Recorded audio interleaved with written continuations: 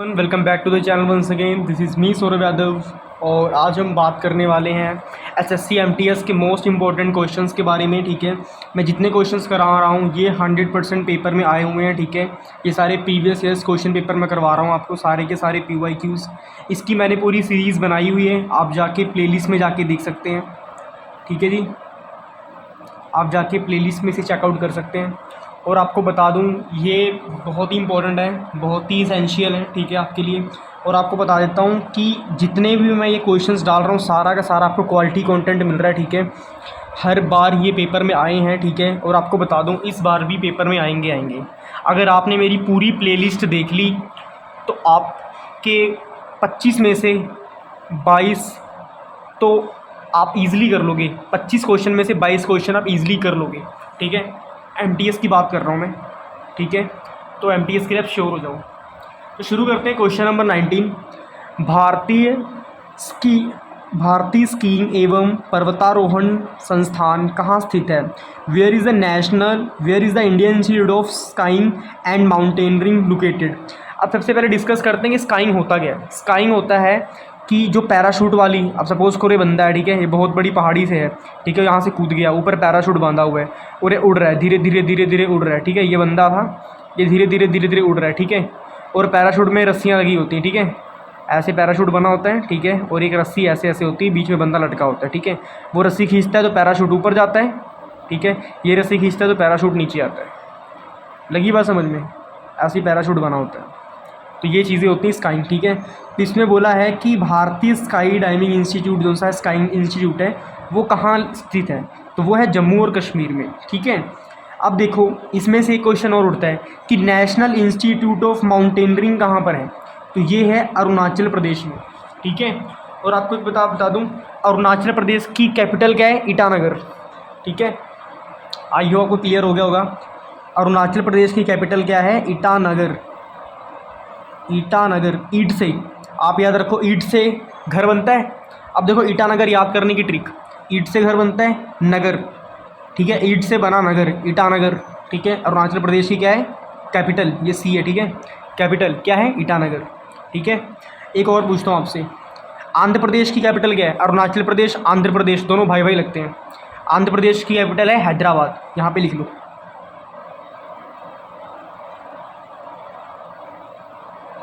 आंध्र प्रदेश की कैपिटल क्या है? हैदराबाद, HYDERABAD, हैदराबाद। ठीक है, क्वेश्चन नंबर 20 पे फोकस करते हैं। पंजाब में से कौन सा त्यौहार खालसा पंथ के गठन की स्मृति में मनाया जाता है? तो वो है वैसाखी। ठीक है, वैसाखी कब मनाया था? जब खालसा पंथ की स्थापना हुई थी। और खालसा पंथ की स्थापना किन्होंने करी थी? गुरु गोबिंद सिंह जी ने। ठीक है, किन्होंने करी थी? गुरु गोबिंद सिंह जी। और ये सिखों के 10वें गुरु थे। ठीक है, 11वां गुरु सिखों में श्री गुरु ग्रंथ साहिब जी को माना गया। ठीक है, जैसे हिंदू में रामायण, ठीक है, एक पवित्र पुस्तक मानी जाती है, उसी तरह सिखों में, पंजाबियों में, ठीक है, वहाँ पर जो 11वां ग्रंथ माना जाता है वो माना जाता है श्री गुरु ग्रंथ साहिब को। 10वें गुरु थे श्री गुरु गोबिंद सिंह जी। ठीक है, और पहले गुरु कौन थे सिखों के? गुरु नानक देव जी। ठीक है, जिन्होंने सिख धर्म की स्थापना करी थी। आई होप आपको इतना क्लियर हो गया होगा। अगर क्लियर हो गया है तो वीडियो को लाइक कर देना और अपने फ्रेंड्स को शेयर कर देना। अगेन आपको बोल रहा हूँ, जितने क्वेश्चन आपको करा रहा हूँ ये सारे के सारे आए हुए हैं। ठीक है, सारे के सारे प्रीवियस ईयर्स क्वेश्चन पेपर हैं। ठीक है, प्रीवियस ईयर, ठीक है, क्वेश्चन है और आपको मैं सारे के सारे सॉल्व करा रहा हूँ। ठीक है, तो इसमें से आप बता रहा हूँ 25 में से आप 22 क्वेश्चन तो पेपर में कर ही लोगे। ठीक है, अगर आपने सारी प्लेलिस्ट देख ली तो। क्वेश्चन नंबर 21 पे फोकस करते हैं। निम्नलिखित में से किस शासक को सातवाहन वंश का सबसे महान राजा माना जाता है और शक, यवन और पहलवों का विध्वंसक बताया जाता है? अब देखो ये क्वेश्चन आप, मैंने सीधा सीधा यहाँ पे लिखा हुआ है, SSC CHSL मतलब combined higher secondary level examination 2019 में पूछा जा चुका है। ठीक है, और आपको बता दूं यही सेम, बस इसे घुमा दिया। ठीक है, आपसे पूछेंगे सातवाहन कौन से हैं। ठीक है, तो मतलब अभी आपको मैं समझाऊंगा पूरा, पहले बात समझो। ये क्वेश्चन 2019 में भी आया है और 2021 में भी पूछा गया था। बस इसका थोड़ा सा चेंज कर दिया था। अभी आपको मैं सब कुछ क्लियर करके बताऊंगा। तो ये जो सारे मैंने पॉइंट्स लिखे हैं ये सारे के सारे इंपॉर्टेंट हैं। ऐसा मत सोच लेना कि आप मुझे इतना याद कर लेना, ये लिखना नहीं है, नहीं ऐसा नहीं है। ये आपको जितने यहाँ पर पॉइंट्स दिख रहे हैं ये सारे मैं आपको क्लियर कराऊंगा इस वीडियो में, आपको समझाऊंगा कैसे कैसे इसे याद करना है, इसकी ट्रिक्स बताऊंगा, ठीक है। और आपको बता दूं ये जितने पॉइंट्स लिखे हैं ये सारे इंपॉर्टेंट हैं, ठीक है। आप सोचो आप कोई 10th क्लास का पेपर नहीं देने जा रहे कि आपने इतने क्वेश्चन याद कर लिए उसी में से आएगा, नहीं। ये बोर्ड एग्जाम्स नहीं, ये गवर्नमेंट एग्जाम्स हैं। यहाँ पर लाखों बच्चा, ठीक है बेटा, लाखों बच्चा यहाँ पर पेपर देता है, ठीक है। लाखों एस्पिरेंट्स यहाँ पर बैठते हैं, कुछ नहीं पता उनमें से कई 10th पास होंगे, कई 12th होंगे, कई ग्रेजुएट होंगे, ठीक है। समझ रहे हो? इसीलिए आपको क्वेश्चंस थोड़ा डीपली में जाना पड़ेगा, ठीक है। देखो मैं ज़्यादा डीपली भी नहीं जा रहा, आपको समझाऊंगा, आप इजीली समझ जाओगे। देखो अब समझो, इसे बोला निम्नलिखित में से किस शासक को सातवाहन वंश का सबसे महान राजा माना जाता है और शक, यमन और पहलवों का विध्वंसक बताया जाता है? तो ये है गौतमी पुत्र सातकर्णी। अब समझो मेरी बात, पहले के जो राजा थे वो बहुत ही ज़्यादा स्पिरिचुअल थे। स्पिरिचुअल का मतलब बहुत ही आदर्शवादी थे, ठीक है। वो अपने आगे अपने माता पिता का नाम लगाते थे। तो जो सातकर्णी थे, राजा कौन थे? सातकर्णी, ये थे राजा। इनकी माता का नाम था गौतमी। इन्होंने लिखा है गौतमी पुत्र सातकर्णी। आई होप आपको याद हो गया होगा, ठीक है। अब देखो सातवाहन वंश सातकर्णी, ठीक है, सातवाहन वंश सातकर्णी, इजीली नाम है, आपको याद हो गया होगा। अब देखो सातवाहन वंश सातकर्णी सातवाहन। अब बात करते हैं सातवाहन में कौन थे। अब देखो जो सातवाहन के संस्थापक थे, संस्थापक का मतलब क्या होता है? जिन्होंने स्थापना करी है, जिन्होंने इस वंश की स्थापना करी है, वो थे सिमुक, ठीक है। ये भी राजा थे, ठीक है। ये मत सोच लेना कोई नॉर्मल बंदा था, ये भी राजा थे, राजा सिमुक, ठीक है। अब पावरफुल राजा कौन था? अब देखो ये राजा थे, इन्होंने संस्थापना की थी, फाउंडर थे ये, ठीक है।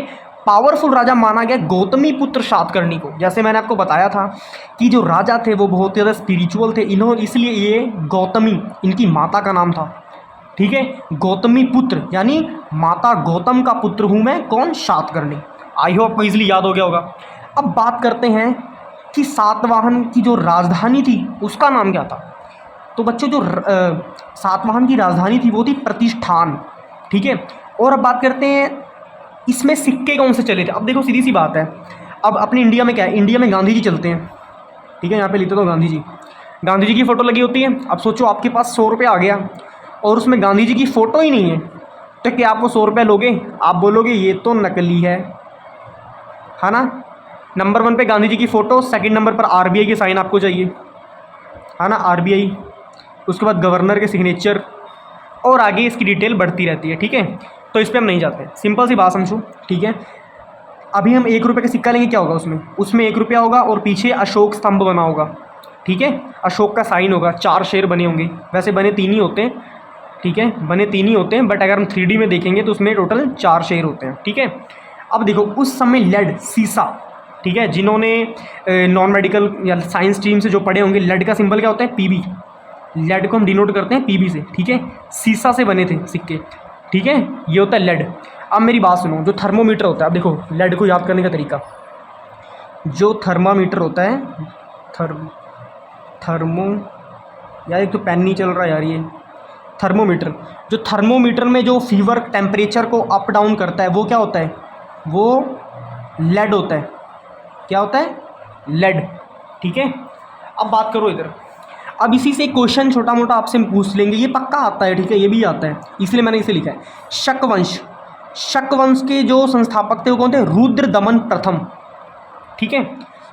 इसे वो, अब इसे समझो, सुदर्शन झील की रिपेयरिंग का काम इन्होंने करवाया था और ये भी बहुत पावरफुल शासक थे। अब आप समझो, जो भी राजा आपके लिए अच्छा काम कर रहा है, अपने कंट्री, अपने देश के लिए, ठीक है, अपने राज्य के लिए अच्छा काम कर रहा है, इट मीन्स वो पावरफुल है, ठीक है। अब जिसके पास पावर नहीं होगी, पावरफुल का मतलब ये नहीं कि उसके बहुत बड़ा वो पहलवान है, ऐसा। पावरफुल मेनली होता है ब्रेन से। अगर आपका ब्रेन पावरफुल नहीं है तो आपकी बॉडी किसी काम की नहीं है, ठीक है। तो पावरफुल का मतलब ये मैं समझ लेना कि उसकी बहुत बड़े बड़े डोले होंगे, बहुत तगड़ा शरीर होगा, नहीं। पावरफुल का मतलब होता है आप कितने बुद्धिमान हो, कितने प्रॉब्लम को कैसे आप हैंडल कर रहे हो, वो सारी चीज़ें होती हैं, ठीक है। आप समझ गए हो। शकवंश के जो संस्थापक थे वो थे रुद्रदमन प्रथम। इन्होंने सुदर्शन झील की रिपेयरिंग का काम करा था, ठीक है। अब आप सोचोगे सुदर्शन तो चक्कर है, सुदर्शन झील कैसे आ गई? जी सुदर्शन झील भी है, ठीक है, अपने इसी भारत में है, ठीक है। आप रिसर्च करो, आपको पता लगेगा। और आपको बता दूं रुद्रदमन प्रथम ये पावरफुल शासक थे, ठीक है। और अगेन एक बार हम रिवाइज करते हैं फिर से। एसएससी CHSL 2019 का मोस्ट इंपॉर्टेंट क्वेश्चन है, ठीक है। तो आपको बता दूं सातवाहन वंश के सबसे महान राजा माना जाता है गौतमी पुत्र सातकर्णी को, ठीक है। इतना बड़ा नाम क्या है, एक्चुअल में नाम इनका सातकर्णी है, मगर इनकी माता का नाम है गौतमी, इसलिए इन्होंने लगाया गौतमी पुत्र सातकर्णी, ठीक है। और सातवाहन की जो संस्थापक थे वो थे राजा सिमुक, ठीक है। पावरफुल राजा थे गौतमी पुत्र सातकर्णी, ठीक है। राजधानी थी प्रतिष्ठान, और उस समय सिक्के यूज़ होते थे लेड के, लेड मतलब पीबी, ठीक है। साइंस में इन्हें पीबी बोलते हैं। अब जैसे आप नमक खाते हो, नमक का फॉर्मूला क्या है, इधर देखो, नमक का फॉर्मूला क्या है, NaCl, इसका मतलब क्या है, सोडियम क्लोराइड, ठीक है। अब समझ रहे हो ये सारी चीज़ें हैं। और जो लेड का यूज़ थर्मोमीटर में होता है टेम्परेचर को अप डाउन करवाने में, ठीक है। आप देखते हो ना आपका बुखार है, बुखार कैसे चेक करते हो, थर्मोमीटर से बुखार चेक करते हो। तो ये एक इंस्ट्रूमेंट बना दिया गया है, ठीक है, एक डिवाइस बना दिया गया है जिससे आपका बुखार देख सकते हैं। बट उस समय शीशे के सिक्के चलते थे, ठीक है। अब शीशे के सिक्के चलते थे, इसका मतलब क्या, उनके पास शीशा बहुत ज़्यादा था, बहुत ज़्यादा अमाउंट में था, तभी शीशे के सिक्के चलते थे। और शीशा आपको बता दूँ काफ़ी कॉस्टली मिलता है, ठीक है। जो थर्मोमीटर इसमें बिल्कुल छोटा सा पड़ा होता है शीशा, ठीक है। उस आप सोचो उस समय शीशे के सिक्के चला दिए थे तो ऑब्वियस अमीर तो होंगे ही, ठीक है। कहते हैं ना भैया ना गैया सबसे बड़ा रुपया, दैट्स मीन यही है कि अगर आपके पास पैसा है तो आप पावरफुल तो कहलाओगे ही ना। अब अंबानी जी हैं, अब उनके पास पैसा है तो पावरफुल हैं, ठीक है। रोल्स रॉयस से चलते हैं वो, ठीक है। आगे पीछे मस्टैंग GT चलती है, ऑब्वियस पैसा है तभी गल बात है। आई होप इतना क्लियर हो गया होगा, ठीक है। और आपको बता दूं ऐसी वीडियो आप देखने के लिए चैनल को सब्सक्राइब कर लें, ठीक है। आपको इसमें गवर्नमेंट जॉब के रिलेटेड आपको इसमें आपको मिलती नहीं, आपको इधर लिख के बताता हूँ पहले, आपको इधर गवर्नमेंट जॉब से अपडेट्स मिलती रहेंगी, ठीक है। गवर्नमेंट जॉब्स की अपडेट मिलती रहेंगी आपको इसमें, ठीक है। और उसके बाद आपको बता दूँ इसमें मोस्ट इम्पोर्टेंट PYQs मैं आपको शेयर करूँगा, ठीक है, विद ट्रिक्स के साथ, ठीक है ना, विद ट्रिक्स के साथ आपको शेयर करूँगा, ठीक है। बस आपका काम ये है कि आपको प्लेलिस्ट देखनी है, जो प्लेलिस्ट है आपको उसे देखनी है, ठीक है। ये बहुत इंपॉर्टेंट है आपके लिए। अगर आपने पूरी प्लेलिस्ट देख ली तो आपकी हो जाएगी बल्ले बल्ले, ठीक है, आपकी हो जाएगी बल्ले बल्ले। इट मीन्स आपको जो एग्ज़ाम होगा उसकी प्रेप करने के लिए बहुत ज़्यादा हेल्पफुल होगी। और आपको बता दूँ, फिर से बोल रहा हूँ, 25 में से आपके 22 क्वेश्चन तो कहीं नहीं गए, ठीक है। और आपको बता दूं इस बार MTS की कट ऑफ काफ़ी हाई गई थी, ठीक है। 150 आउट ऑफ 145 था, ठीक है। ये हरियाणा और यूपी की कट ऑफ थी, तो इतनी हाई कट ऑफ इसमें गई हुई है। और आपको बता दूं मिनिमम कट ऑफ इसमें गई हुई है 135 की। आप खुद हिसाब लगा लो कि 135 आउट ऑफ 150 यानी सिर्फ 15 नंबर की है, ठीक है। तो कंपटीशन बहुत ज़्यादा हाई है, ठीक है। द कंपटीशन इज़ हाई और आप सभी को मेहनत करनी है, ठीक है, अच्छे से प्रेप करनी है अपनी, ठीक है। अपना हार्ड वर्क देना है, अपना 100% देना है, अपना फोकस लगाना है, ठीक है। And all the very best for upcoming exams. Till then good bye everybody, take care. Playlist को जरूर चेकआउट करें। Till then good bye.